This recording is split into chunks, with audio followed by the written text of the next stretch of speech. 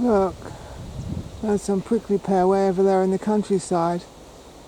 Is that a purple fruit over there? I should have brought my barbecue tongs with me. Look what I found. I brought my tongs with me and a bowl. Look, in the countryside, ripe prickly pear. They're the most delicious cactus fruits of all, in our opinion, my boyfriend's opinion and my opinion. The most delicious cactus fruits of all, except for the thorn problem, those dreadful thorns. I read that, what's that man, that plant breeder in America, what was his name? He developed a thornless prickly pear. Look at those ripe prickly pears. I'm trying to think of that plant breeder's name. I think his name was Luther Burbank. He was a famous fruit developer, fruits and nuts and plants. And he developed a thornless cactus. Well, there's prickly pear growing wild in the countryside. Look, they're the most delicious cactus fruits of all. They do have seeds in them, but they're still fabulously delicious. The problem is the thorns. Good bush tucker anyway, they're green green fruits. Yes, I wish Luther Burbank had developed a thornless one and distributed it all over the world, rather than these ones with awful thorns. I think the thorns are called glochids. Those unripe fruits.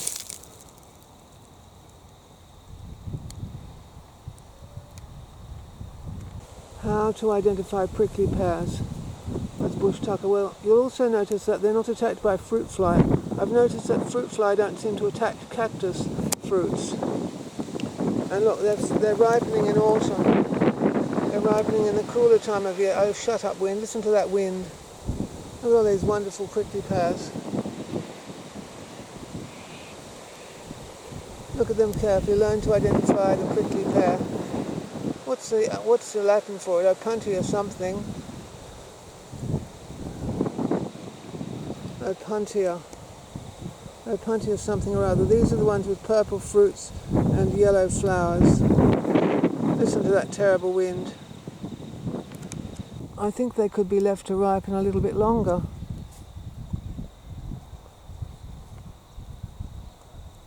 Now you can burn those thorns off with a gas torch. What do you call those things? A blowtorch. Also, young tender pads are edible.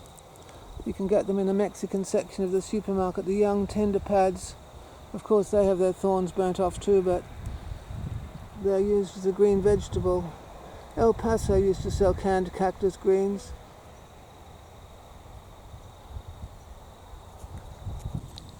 These small pads might cook up nicely. The older pads are far too fibrous, the big thick old pads.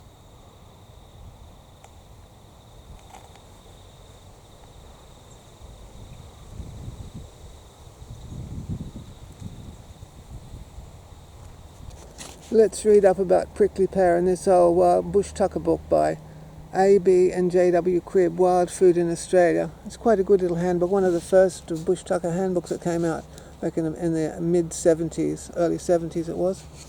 Let's have a look at their section on prickly pear.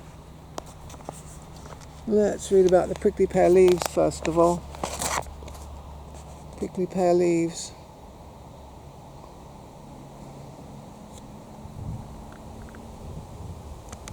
Opuntia prickly pear. Fruits of the be quiet wind. Fruits of the prickly pear are well worth eating. The spiny stems look less inviting but can nevertheless be used for food. Young and tender joints of the stem only are taken, yes, the young tender ones. The prickles and bristles are removed, preferably by singeing first, then slicing off. The part of the stem which remains is then boiled and used as an inoffensive green vegetable.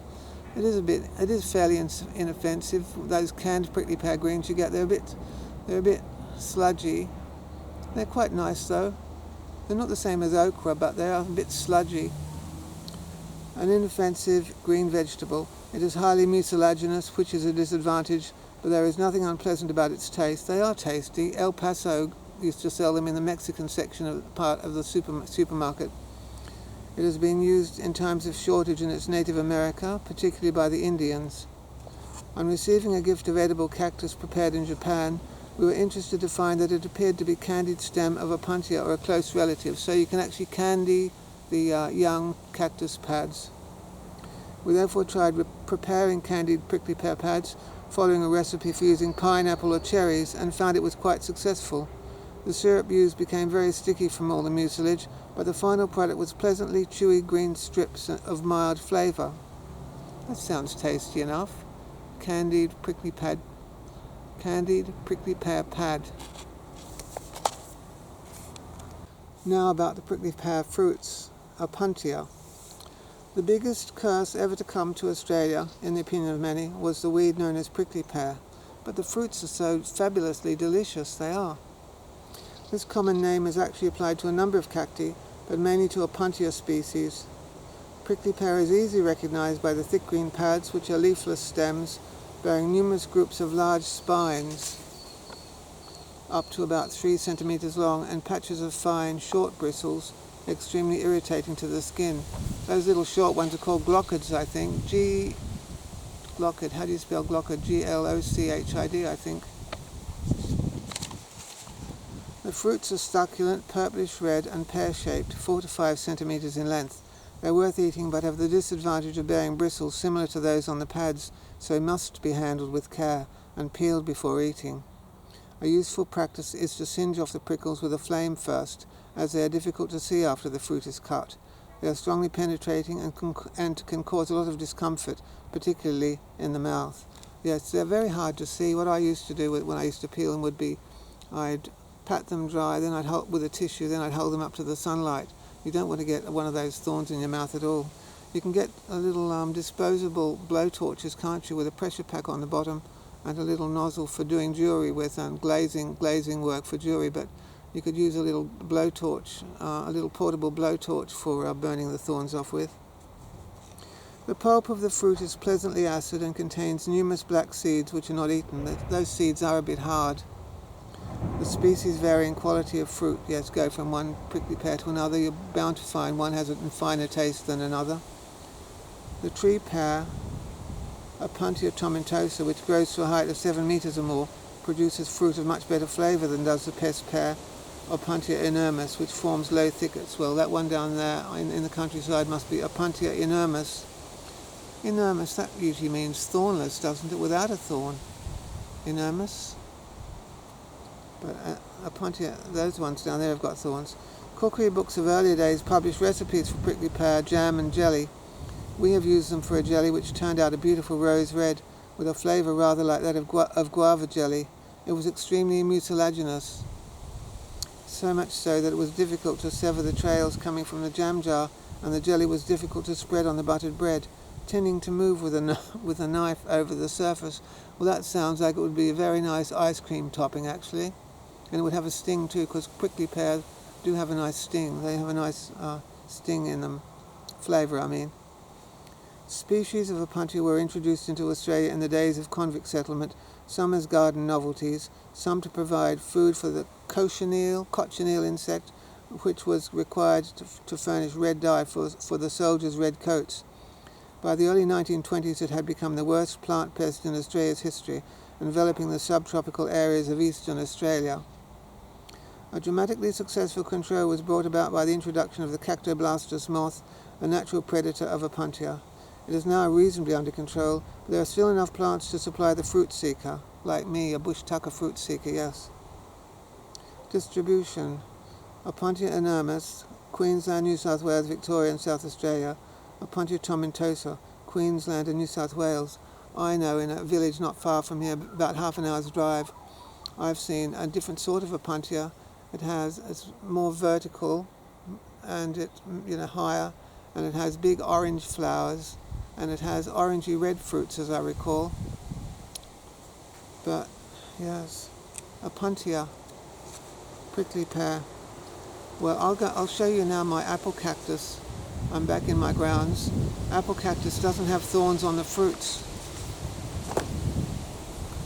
Yes, I'm not going to pick those prickly pears just yet because I think we'd like them a little bit riper. We'll wait till they go a little bit more, a deeper purple colour. That's what we'll do.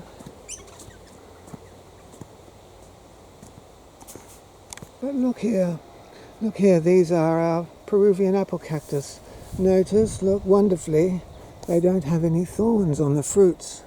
It's marvellous. It's covered in thorns, but there's no thorns on the fruits themselves. They can just be twisted off when they're ripe. Unfortunately, they ripen in winter time, which means they're a source of winter fruit. Those prickly pears are ripening now. That's autumn. It's autumn.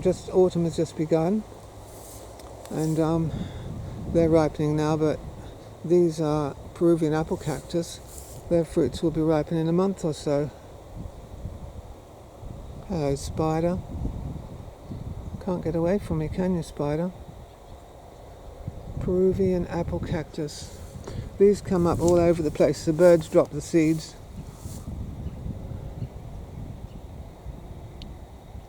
Prickly pear are considered a noxious weed. We don't grow them on our property. They just grow in the countryside. These aren't a noxious weed as far as I know. Peruvian apple cactus. Look, they're even putting more flowers on. So we might get an extra batch of fruit as well this winter. They'll ripen soon enough. This one was a flower only a few days ago, and now it's setting itself into a fruit. This was a flower a couple of days ago. It'll be a fruit in no time.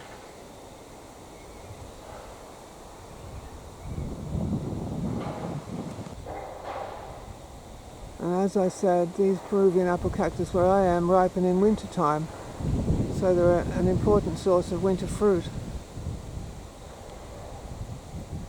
They're quite fat too, quite fat and quite juicy.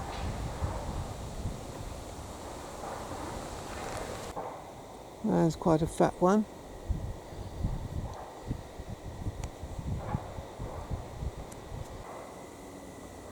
There's some up high. I'll have to knock them down with a stick, won't I? That's what I did last year.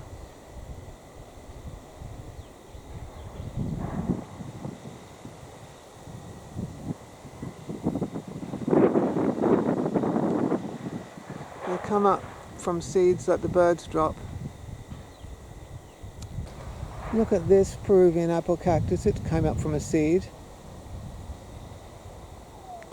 I'm so grateful to the birds for dropping Peruvian apple cactus seeds. They are delicious. They do taste like dragon fruit. They're a columnar cactus, aren't they? They make a big column. I think they are. Are they columnar ones? When they're young, they can become a single column.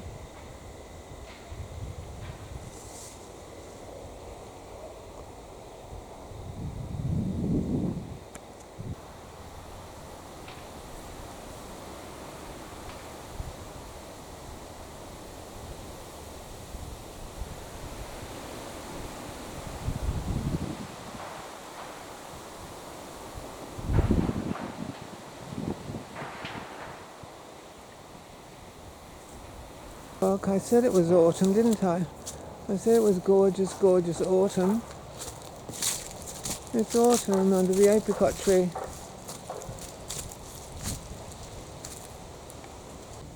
Look, the Peruvian apple cactus are coming up from seeds. That's a young one. That could be broken off to make a new one, couldn't it? There's a big Peruvian apple cactus, a bit of a hole in it there. It's a nice specimen, that one.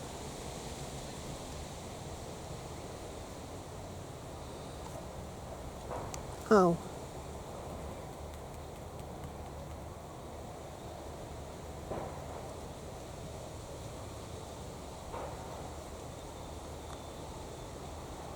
That's a nice one. Here's another Peruvian apple cactus that fell over. It fell over, but it's suckling upwards now. So I'll leave those ones to make a new tree. A seedling that came up, that'll be nice. Just a young one. They do grow fairly quickly in the summertime if they have some water. I could pile some dirt up around the base.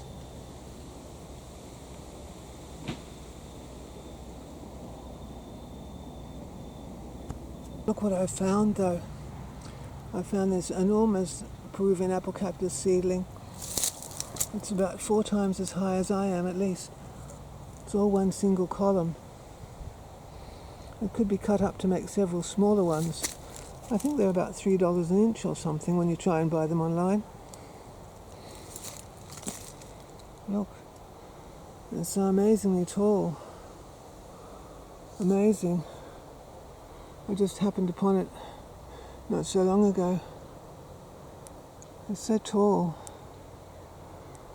About 4 times as high as I am, I'm sure.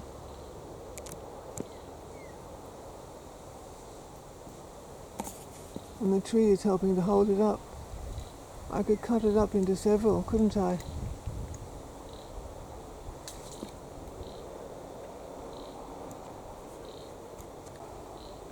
Look, it's so amazingly high. It's a Peruvian apple cactus. Look how high it is. One single column. What's that? Dropped by the birds. Look how tall it is.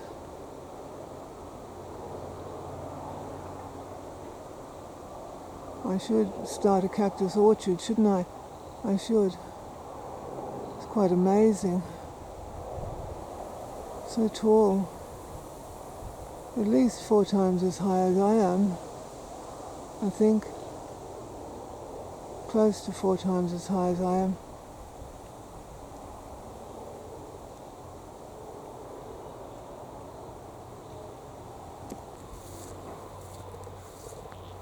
Look, lots and lots of ripe pomegranates. The colour of pomegranates. Lots of them. The parrots know how to open them up. The parrots drill a hole in the side of them. They're very delicious. Look, I shouldn't spy on my neighbour, but her Peruvian apple cactus is higher than her house. It branches out into a huge tree. It's bigger than a house, taller than a house. Amazing. So I welcome all seedlings that come up.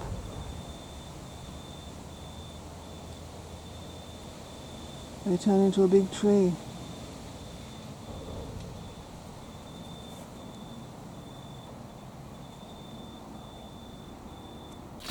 So I've been potting up all these